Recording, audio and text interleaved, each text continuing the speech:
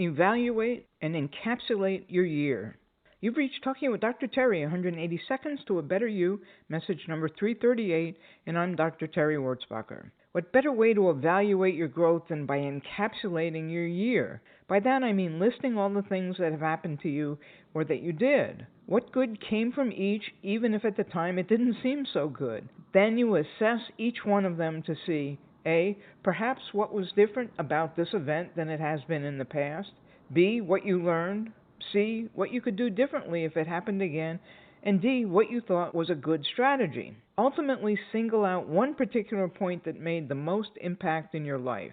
Here's a glimpse of my year. It's just highlights to show you how the universe works and how you can benefit from the review. 1. I finished my January 6-day race with at least 200 miles. What was different and what I learned was the same. I went in without any goal other than to get 5 hours of sleep every 24 hours.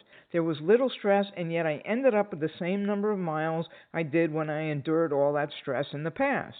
2. I started the hotline. Discussing that will take an entire call. 3. I became an end-of-life doula. There's so much I can say about that, but surprisingly, the best thing that came from it was that I made new and rich friendships. Next, I began to volunteer at a home for the dying. Again, I learned much more than taking care of people. I discovered that I needed to take care of myself more and not get spun up in an organization where I have no direct impact. Self-care is key. Then I finished Vol State despite trials and tribulations beyond any I've had in all the years I've done this race.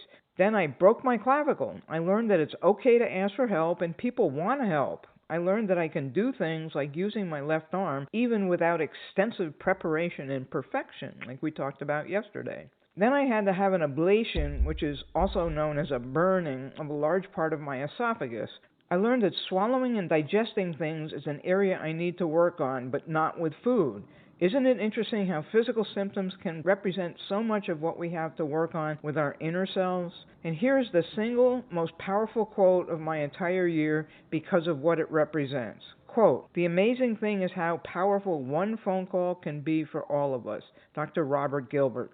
Dr. Gilbert changed my life completely during Vol State. He was always there. He always brought you guys my progress, and he never once lectured me. He was the epitome of support. He got me to the rock, one phone call at a time. It's only fitting that the book I'm writing about this race be dedicated to him because he made my year. Who can you call to make a powerful impact on that person? Who can you be there for so they know they're not alone? I can personally tell you that having at least one person you can reach makes all the difference in the world. Have a diamond day.